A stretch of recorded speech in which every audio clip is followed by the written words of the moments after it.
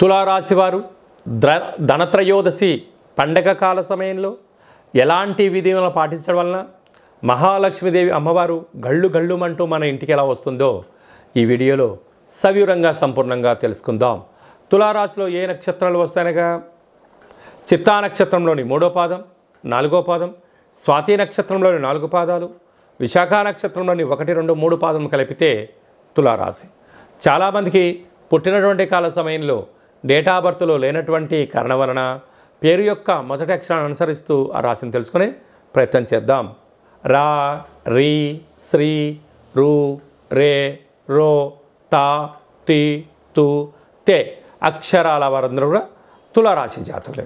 తులారాశి యొక్క అధిపతి శుక్ర భగవానుడు. రాశిలోనే రవి బుధుడు సంచారం చేయడం, 2వ స్థానంలో శుక్ర భగవానుడు సంచారం చేయడం, 5వ స్థానంలో శని భగవానుడు ఉండడం, 6వ స్థానంలో రాహు సంచారం చేయడము, అష్టమంలో దేవగురు బృహస్పతి సంచారం చేయడం, భాగ్యస్థానంలో కుజ భగవానుడు ఉండడం, వ్యయంలో కేతు సంచార స్థితి ఉన్నప్పుడు ఈ యొక్క ధనత్రయోదశి పర్వకాలం వచ్చినటువంటి పరిస్థితుల్లో కొత్తగా వచ్చినటువంటి ఒత్తులతో అంటే పత్తి చేత మనము ఇంట్లో కొబ్బరికాయను పగలగొట్టి సగభాగానికి విడదీసి వాటిపైన కుంకుమను పూసి కొబ్బరి నూనెతో దీపం వెలిగించడం లక్ష్మీదేవికి ఆనందకరం చెప్పి గమనించాలి.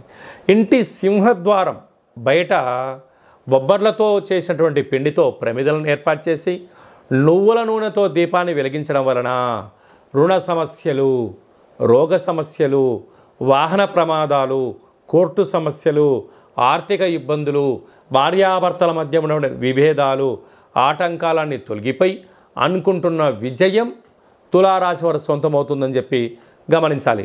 సాఫ్ట్వేర్ ఉద్యోగస్తులు, హార్డ్వేర్ ఉద్యోగస్తులు, గృహ భవన నిర్మాణ కార్యక్రమం చేసేవారు, ఈ వ్యవసాయ రంగంలో ఉండబడిన వారందరికీ ఓపిక ద్వారా తులారాశి వారికి విజయం అని చెప్పి గమనించాలి.